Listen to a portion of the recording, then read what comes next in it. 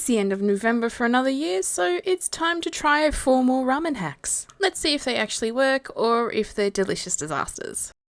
If you always have coriander and spring onions left over and looking a little worse for wear, you can make this dipping sauce. But we're gonna stir it through our noodles. Start by washing your spring onions and coriander thoroughly. You do not want to feel dirt through your noodles or this sauce. Cut off the roots of both and then cut into thirds and place into a food processor with 5 cloves of garlic, or measure your garlic with your heart, and a glug of neutral oil.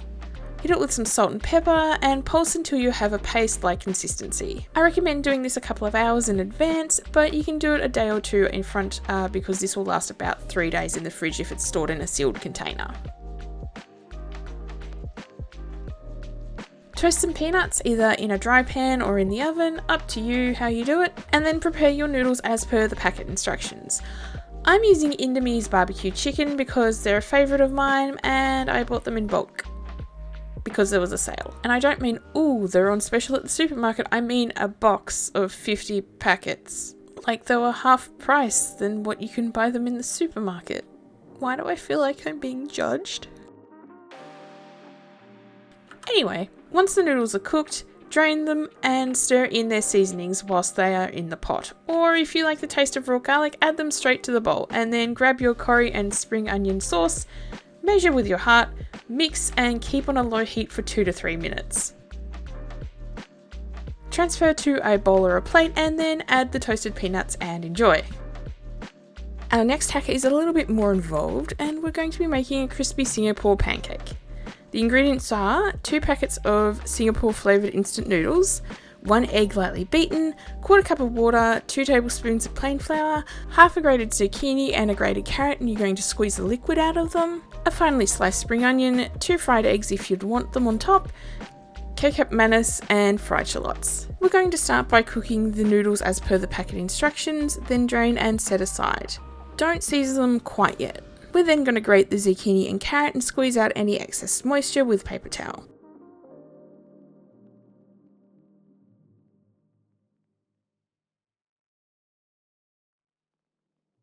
Once that is done, we're going to mix together the dry ingredients, including the seasoning packet from the noodles. Then we're going to add the cooked noodles, grated veggies, and we're going to stir until well combined.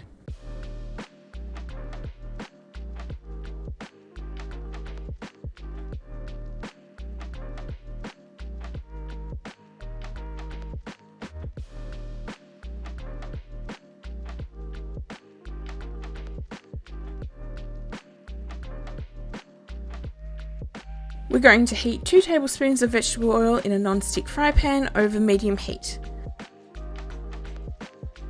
Add half of the noodle mixture, pressing down to form a pancake. Leave it to cook for 3 to 4 minutes, maybe a little bit longer depending on the thickness, and then you're going to flip it over and hope that it does not disintegrate while you flip it.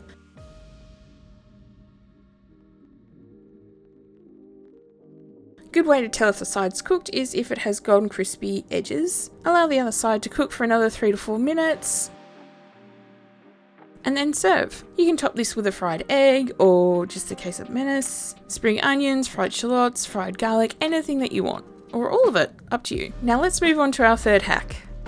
Our next hack I was hesitant to include because it didn't quite go the way that I hoped it would, but I decided that it was worth including. We're going to make mac and cheese noodles.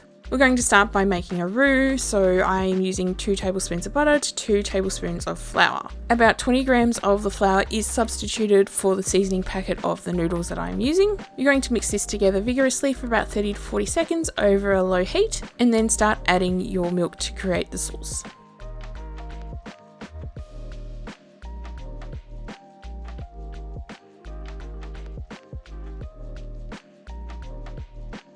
Keep adding the milk and make sure that you're mixing constantly. As you add more milk, you should turn up the temperature as well to make sure that there's enough heat getting through the mixture. Now, I added about 2 cups, but really I should have only added about 1.5 cups, but that's okay. It just means you have more sauce.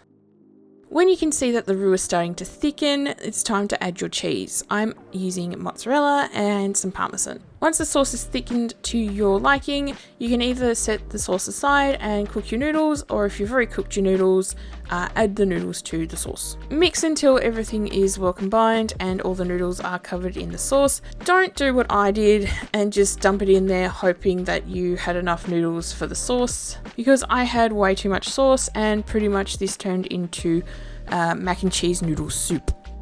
I then transferred this to a baking dish, added more parmesan and mozzarella, and then put it into a preheated oven that was heated to 200 degrees for 10 minutes. I really enjoyed this, but it definitely had way too much sauce, so make sure you balance it out. Don't add as much milk as I did. But now it's time for our final hack.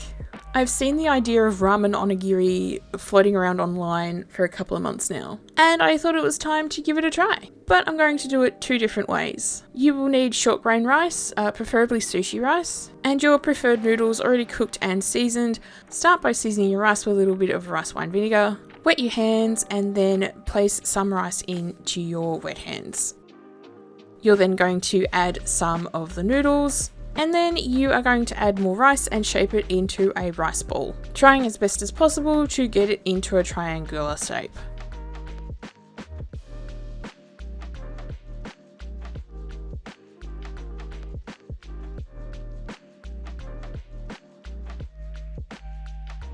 I then wrapped mine in cling film and allowed it to rest in the fridge overnight.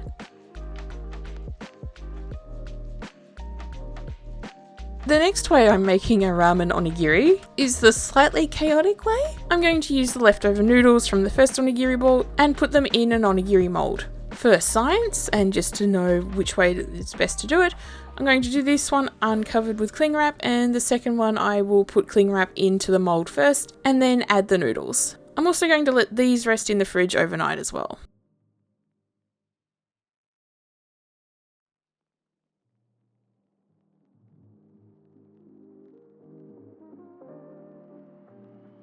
It's now the next day and we're going to grill the big onigiri.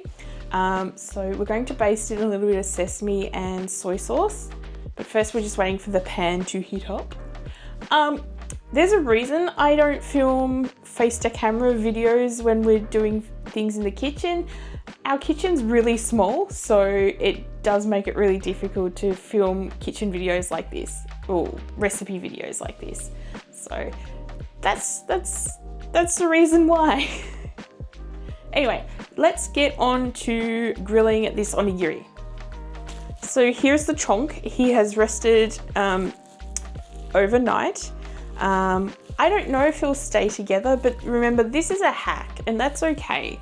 If things aren't perfect, if things don't work out with it, that's fine. It's low risk, low reward.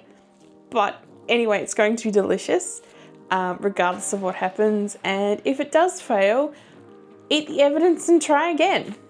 Now the completely noodle onigiri doesn't need any seasoning because it has already been seasoned when the noodles were made. So we'll put that guy in. What we're gonna do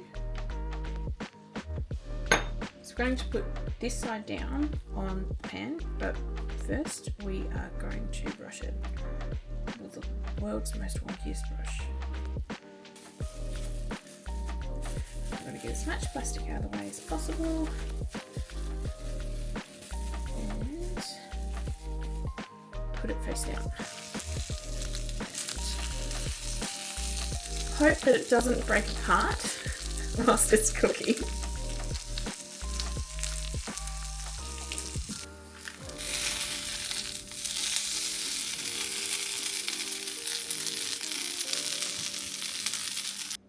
So we now have everyone looking reasonably good. The fried ramen one didn't work, didn't stay together as well as it could have. That's okay. We're now going to unmold this one, which does have more shape. And there we have it. So we have ramen onigiri 2 ways, or noodle onigiri 2 ways. One wrapped in rice and then one by the noodles itself. Thank you very much for watching this noodle hacks video. This is the third time we've done a noodle hacks video. It coincides with November, so every day in November we tend to put up shorts, taste testing different instant ramens and noodles from around the world. If you want to check them out, you can watch the playlist here. And don't forget to subscribe. Thanks for watching.